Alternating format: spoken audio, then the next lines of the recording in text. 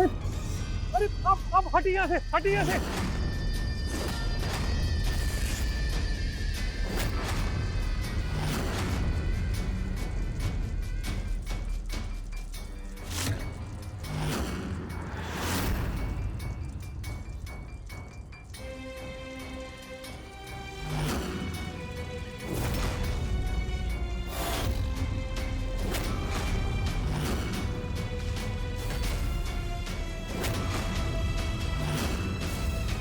आप लोग क्या हाथ जोड़ा तानी, ये सब काम बेहुदा हरकत बा। आप लोग ऋतु जी के पुतला काहे जरा बता नहीं? काहे से ऋतु मिथिलेश के मेहरारू बिया और मिथिलेश औरतन के कपड़ा पहन पहन के गंदा गंदा नाच करेला और हम औरतन के अपमान करेला और ऋतु औरत हो के चुप पाड़ी। हमरा के ये बताई कि इसमें ऋतु की क्या गलती बा? गलती तो मिथिलेश के बाना, नाचे कोई और सजा के और को काहे मिले? इनके चुप्पी का मतलब तो ये बाटे कि उनके रोके के बजाय ओकर साथ देवेली। जैसन आदमी वैसने मेहरारू बिया।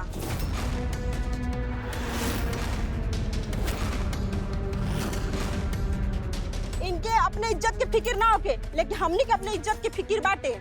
मिथिलेश ऋतु मुर्दाबाद मुर्दाबाद, मिथिलेश ऋतु मुर्दाबाद मुर्दाबाद मुर्दाबाद। ऋतु जी, झगड़ा रहुआ से जरूर रहे, पर पवन के जेल से छुड़ावला के बाद, प्रीति से दोस्ती के बाद हमरा के अपन घर जैसे माने लगी, रज्जू चाची के अपन चाची जैसे माने लगी। सच कह रहे ऋतु जी, आज ये सब देख के हमरा के बहुत बुरा लगा। ये सब पे गलती मिथिलेश के बाद सजा आपके मिलल कि हमरा के ठीक ना लगा था ऋतु जी। हाँ जी, आप ऋतु के अंदर लेकर जाए। ऋतु जी, आप प्लीज जाए। ऋतु जी,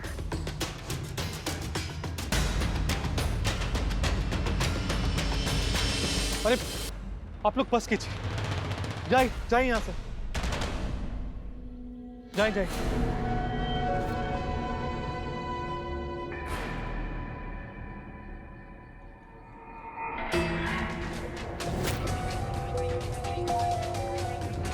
ऋतु के पुतला के आग से बुझ गए, पर ऋतु के अंदर की आग कब्बो ना बुझे।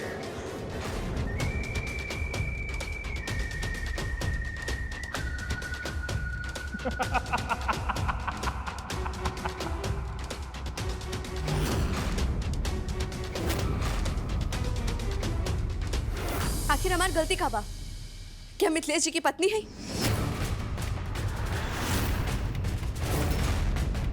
अरे गलती करे के हुआ, भरे के हुआ का ये बा ये घर की परंपरा। अरे हम अपन आंख से देख के आवत हनी कि मिथिलेश जी कितना फूहड़ नाच करत होवन। रउआ लोग के घमंड बा उनकर कला पे, तो रउआ लोग घमंड करी, पर हमरा की शर्म आवता कि हम उनकर पत्नी है। नहीं ऋतु, हमार बेटा ऐसा कबो ना कर सकत। ऐसे कैसे नहीं कर सकत माई? हम अपन आंख से देख के आवत हनी मिथिलेश जी के फूहड़ डांस करत। हमार दिल लहंगा पहन के सबके सामने फूहड़ नाच करत होवन।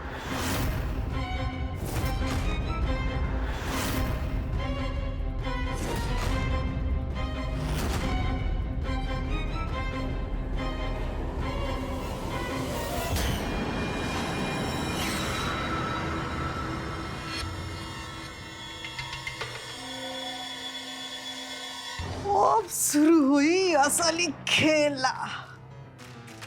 अब वहीं तक तो कुछ नहीं के भाई। ऋतु और मिथिलेश में अब हुई खेला।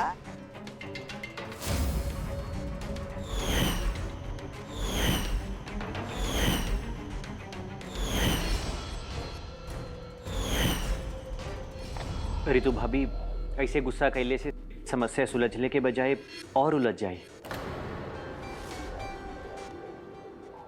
हाँ ऋतु बेटा, शांत हो जा और शांति से सोचा। हम मिथिलेश से झगड़ा करके कोनो फायदा नहीं किए। शांति से कुछ ना हुई चाचा जी।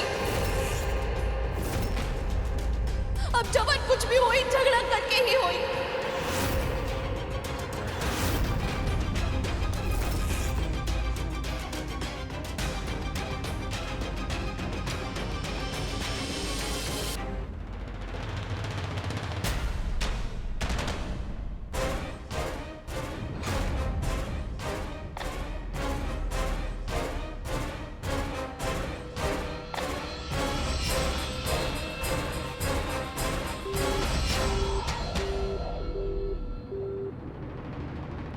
ये सब हंगामा के जवाब तू ही दे सकेला मिथिलेश, और क्यों ना। अरे मिथिलेश के फोन काहे नहीं खेलगत? अम्मा जी कहले रहनी कि अगर हम मिथिलेश जी के साबित कर दे कि वो गंदा नाच करत रहे तो मिथिलेश जी के वो नाच करे से रोक दिए। अब बस हमरा के इंतजार बा तो अम्मा जी के फैसला के इंतजार बा। अम्मा जी, अरे भगवान, अम्मा जी जल्दी आई। अम्मा जी, अब तो मिथिलेश जी भी अपन बेगुनाही साबित ना कर पाई है, कैसे कि हमरा लगे पक्का सबूत बा और रउआ तो गवाह खुद बानी। अम्मा जी, हम उनकरा के जवन ओ दिन लहंगा देले रहनी, वो उहे लहंगा पहन के सबके सामने नाच करत हूँ।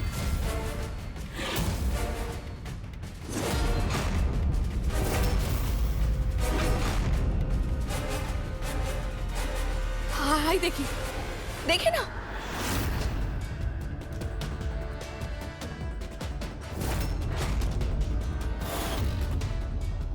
अरे रवा अकेले काहे देखब, सबके हु देखब। देखी देखी देखी चाचा जी,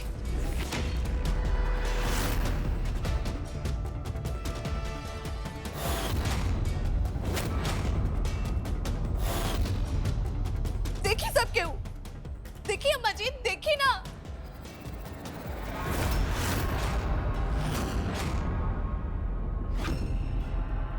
अम्मा जी, करवा अबहू कहा कि मिथिलेश जी जो नाच करत हवन वो एगो कला बा। हम रउआ से वादा करले रहनी ना कि हम मिथिलेश जी के गंदा नाच साबित कर दे, हम साबित कर देंगे। अब रउआ के भी अपन वादा पूरा करे के पड़े। मिथिलेश जी के एक गंदा नाच हमेशा हमेशा खातिर बंद करवावे के पड़े।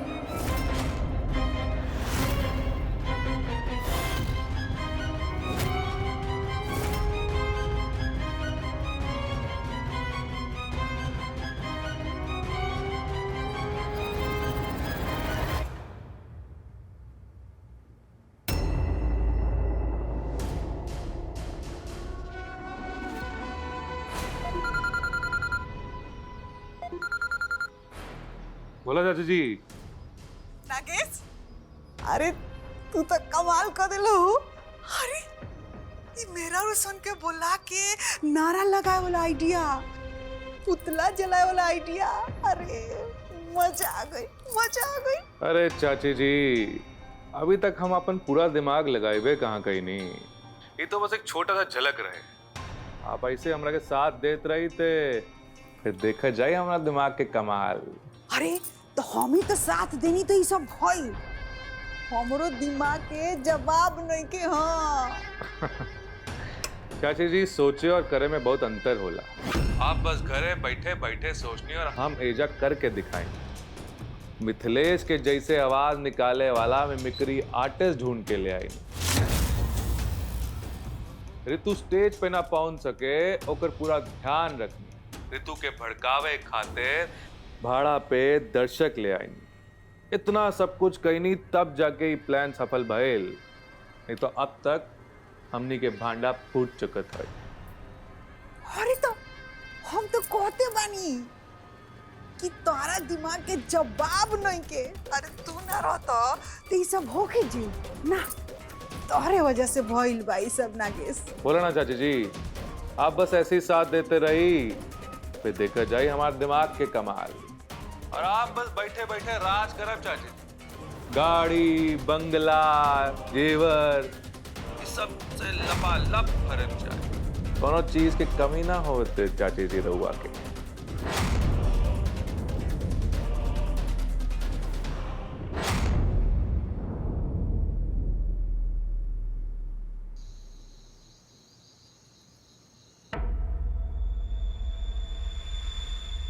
गोपाल गोपाल गोपाल हमार बात सुन ले। आज के प्रोग्राम बहुत बढ़िया गई बेटे, एकदम शानदार। तनी जल्दी से अपन मोबाइल निकाल ले, वो प्रोग्राम के बारे में कुछ बतावे के बेटे। अरे मिथिलेश भैया हमरा के रउआ सुनो ना, हमारी बहुत खुश बनी। अपन कैमरा निकाल ले, एगो वीडियो बनाओ ले। अरे मिथिलेश भैया हमरा के रउआ से कुछ बतावे के बा। बाद में हमरा के जौन बता के बता दे, पहले हमारे को वीडियो बनाओ, जल्दी आओ।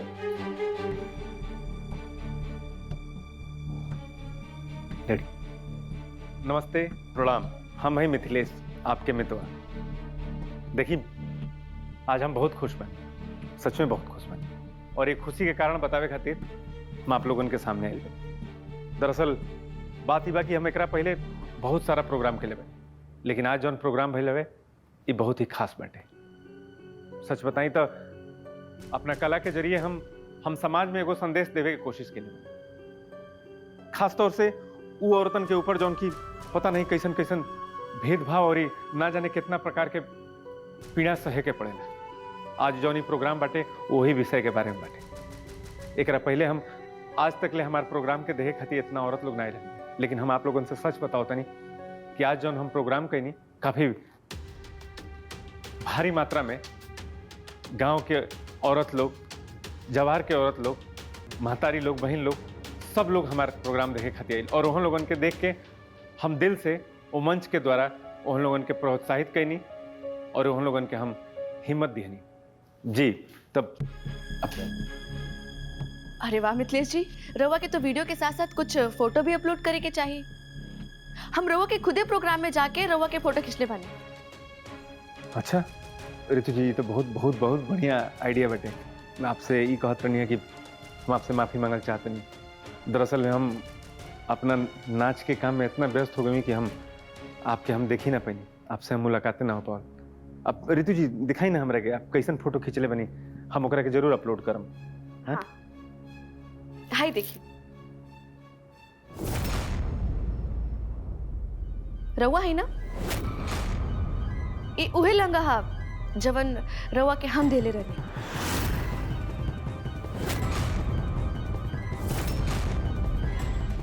ऋतु जी लहंगा तो उहे हवे, लेकिन ऋतु जी हम ना है।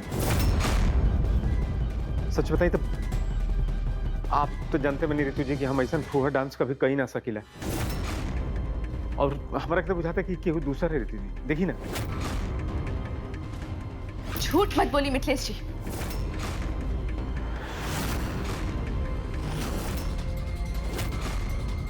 रवा के नाच करे में शर्म ना आवेला, कम से कम झूठ बोले में तो शर्म करी।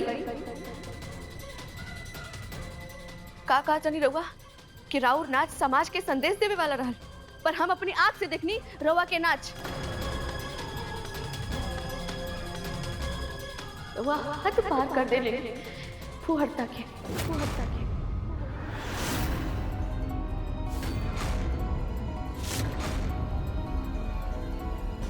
रवा तो अपन नाच की वजह से वैसे ही पूरे समाज में बेइज्जत रहनी, बाकी हमार तो इज्जत बा। रवा के पता भी बा कि रवा की ई हरकत की वजह से बाहर कितना हंगामा भइल बा। रवा के पता भी बा पूरे समाज की औरतें यहाँ हमार पुतला जलवले, हमरा के भला बुरा कहले। अम्मा जी, इनकर गलती साबित हो गई बा। अब रउआ अपन वादा पूरा करी।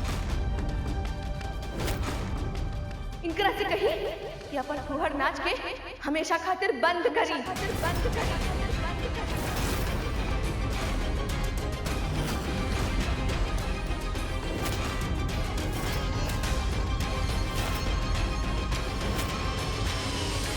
अम्मा जी, इनकर गलती साबित हो गई ना, अब रउआ अपन वादा पूरा करी। इनकरा से कही कि अपन फुहर नाच के हमेशा खातिर बंद करी। रीतू, हमरा के हमार बेटा पर पूरा भरोसा बा। ई कबो ऐसन गलत काम नहीं कर सकत।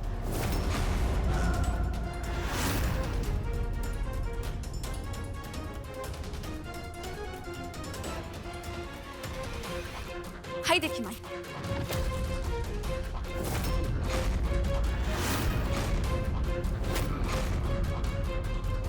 हाय देखी भोला जी, ई का मिथिलेश जी नहीं खे।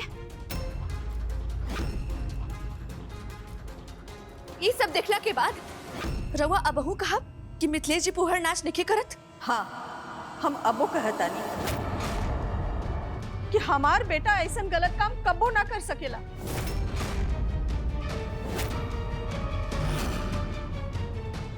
अरे एकरी खातिर ई प्रोग्राम बहुत खास रहे। जाए के बखत ही हमार आशीर्वाद लेके गइल रहे। ये अपन बाबूजी के नाम रोशन करे गइल रहल। और जे लड़का ऐसा काम करे जाता वो ऐसा फुहर नाच करी। रीतू बेटा, हर टाइम के जैसन तोहरा के फिर वो कुछ गलत फहमी हो गई बा और ये सच्चाई अब मिथिलेश साबित कर सकेले। बतावा मिथिलेश, सच्चाई का बा?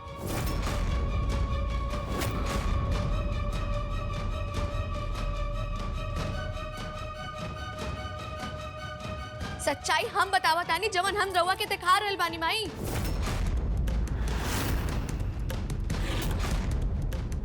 चाचा जी देखी, ये जवन लहंगा हमके दे रहे ई लहंगा वो नहीं के।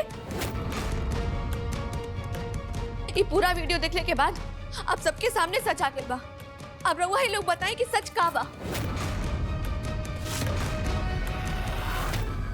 और माई, घर के बाहर जवन हंगामा भइल ओकरा अब सबका देखले के बाद अब बचल का बा सफाई देवे के। सच्चाई एकदम साफ बा, सबके सामने बा। तुझे हमार बात सुनी, हमरा के मौका था नहीं बोले खातिर कुछ। मिथिलेश जी अब बचल का बा झूठ बोले के खातिर। तुझे आप खूब बढ़िया जानते नहीं कि हम आपसे आज तक ले कभी झूठ नहीं की बोले और ना ही हम कभी बोला। बस हम इतना बताओ चाहते नहीं कि जो ना आपके आँख के ऊपर ना झूठ के पर्दा लगल बटे ओकरा के हम हटावे के कोशिश कर।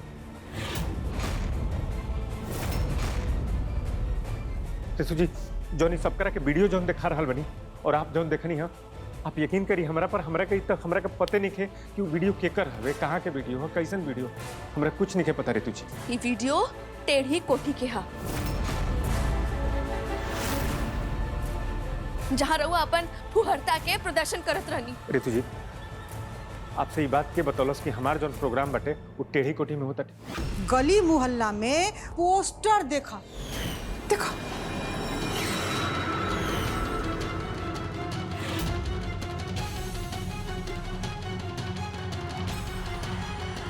हाई देखिए, इनमें साफ साफ लिखल बा टेढ़ी कोठी।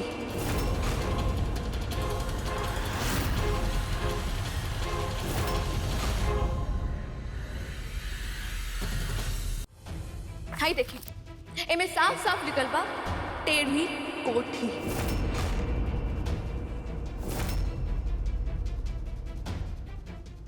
रितु जी, आप तने ठीक से पढ़िए एकरा में बाजार गली लिखल बटे।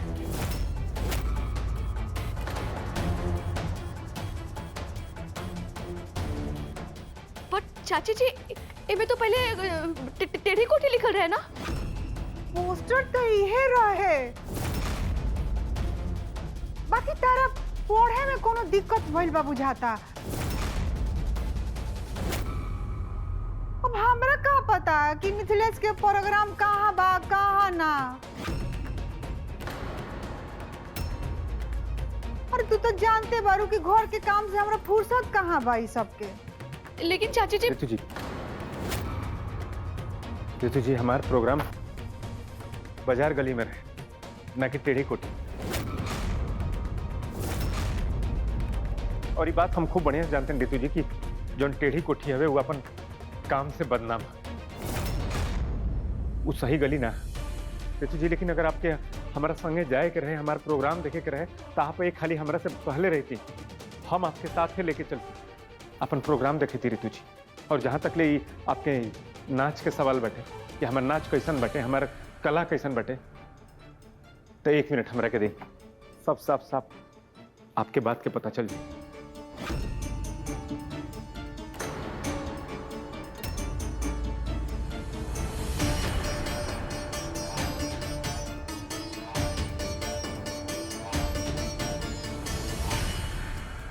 हेलो हेलो प्रभाकर भैया, हम मिथिलेश बोलते नहीं। हाँ मिथिलेश जी बोला। हम ही पूछत रहनी है भैया कि जो आज हमनी के प्रोग्राम भाई ओकरा बारे में आप का कहल चाहम भैया? आपके कैसन लगल आज के प्रोग्राम?